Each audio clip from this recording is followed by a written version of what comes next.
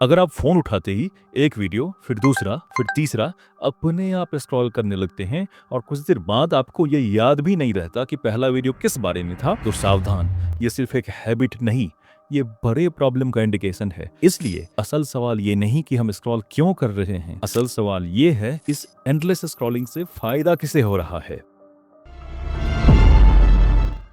अगर स्क्रॉलिंग रुक नहीं रही है या यूं ही फालतू, रैंडम और मीनिंगलेस कंटेंट का मजा लिया जा रहा है, तो समझ लीजिए हम एक साइलेंट किलर की चपेट में आ चुके हैं। विकीटेल्स के इस वीडियो में हम उसी साइलेंट किलर के बारे में बात करेंगे जिसे ऑक्सफोर्ड ने साल 2024 में word of the year announce किया था। जी हाँ, इसका नाम है ब्रेन रॉट। हम ब्रेन रॉट पर चर्चा करेंगे, लेकिन उससे पहले एक सिचुएशन समझिए। कभी नोटिस किया है अब किसी एक वीडियो को पूरा देखना मुश्किल लगने लगा है, किसी एक आर्टिकल को शांति से पढ़ना भारी पड़ने लगा है, और अगर कुछ चल नहीं रहा हो तो दिमाग बेचैन सा होने लगता है। यही वो कंडीशन है जहां लगातार लो क्वालिटी, रेपिटेटिव और अनप्रोडक्टिव डिजिटल कंटेंट देखने की वजह से दिमाग सिर्फ थकता नहीं, सुस्त भी हो जाता है। इसी मेंटल स्टेट को कहा जाता है ब्रेन रॉट। और एक बात साफ कर लेते हैं कि ये न तो पागलपन है, न कोई बीमारी, और न ही इसका मतलब ये है कि इस तरह बिहेव करने वाला आपका बच्चा या आप खराब हो चुके हैं। अक्सर हम सोचते हैं कि ये दिमाग की कमजोरी है, लेकिन इतिहास में शायद ही कभी ऐसा हुआ हो कि किसी इंसानी कमजोरी को इतने बड़े पैमाने पर मोनेटाइज किया गया हो जैसा कि आज हो रहा है।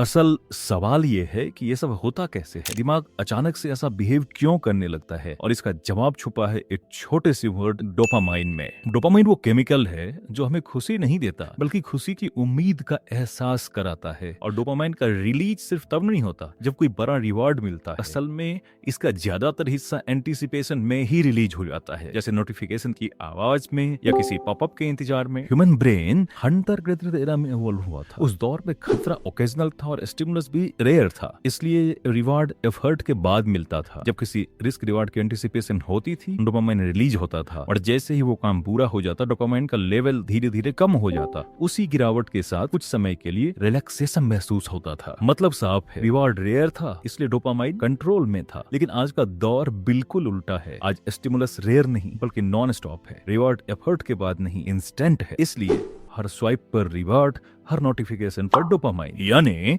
समस्या डोपामाइन नहीं है, समस्या ये है कि आज पूरा एक नया इकोनॉमिक सिस्टम इसी डोपामाइन रिस्पांस को लगातार ट्रिगर करने के लिए डिजाइन किया गया है। हर एक स्वाइप, साउंड, अलर्ट, ये कोई एक्सीडेंट नहीं, ये सब टेस्टेड, मेजर्ड और ऑप्टिमाइज्ड डिसीजन है कंपनियों के।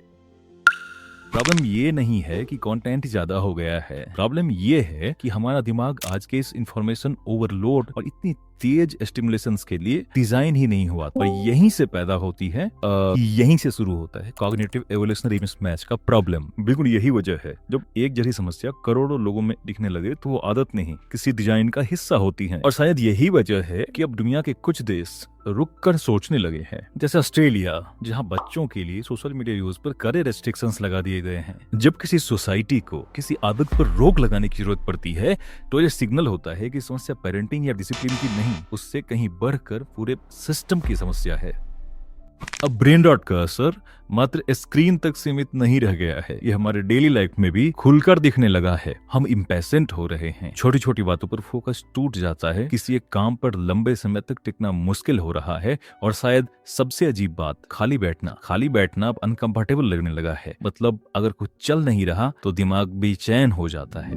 बड़ों के लिए ये धीरे धीरे बनती हुई नई डेवलप होने वाली आदत है, लेकिन बच्चों के लिए, उनके लिए ये आदत नहीं, ट्रेनिंग बन जाती है। क्योंकि अगर बच्चा खाली समय में स्क्रीन ढूंढ रहा है तो निश्चित ही वो बोर्डम से लड़ना नहीं सीख रहा, जो कि एक स्किल है अपने आप में, जिससे आगे चलकर सोचने, समझने और खुद से जुड़ने का बेस तैयार होता है हमारे जीवन में। लेकिन जिस सोसाइटी में सिस्टम ने बोर्डम को दुश्मन घोषित करवा दिया हो, वहां अच्छी सोच और डीप थिंकिंग अपने आप में एक लग्जरी बन ही जाती है। ये सिर्फ आदत नहीं होती, ये एक तरह की कंडीशनिंग बन जाती है। तो फिर सवाल ये उठता है, इस सिस्टम के बीच इंसान कहाँ सांस ले, क्या करे? सोशल मीडिया को पूरी तरह डिलीट कर देना या फोन का इस्तेमाल बिल्कुल बंद कर देना, ये प्रैक्टिकल नहीं है और जरूरी भी नहीं। असल जरूरत खुद को एक्सट्रीम में ले जाने की नहीं, बल्कि छोटी छोटी आदतों में बैलेंस बनाने की है। यानी हर चीज छोड़ देना नहीं, बल्कि सही मात्रा में उसका यूज करना सीखना, ये जरूरी है। हर खाली पल में फोन उठाना जरूरी नहीं, कभी कभी बोर्ड होना भी ठीक है, क्योंकि उसी बोर्डम में दिमाग दोबारा सोचना शुरू करता है। हर वीडियो देखना जरूरी नहीं, हर नोटिफिकेशन का तुरंत जवाब देना जरूरी नहीं।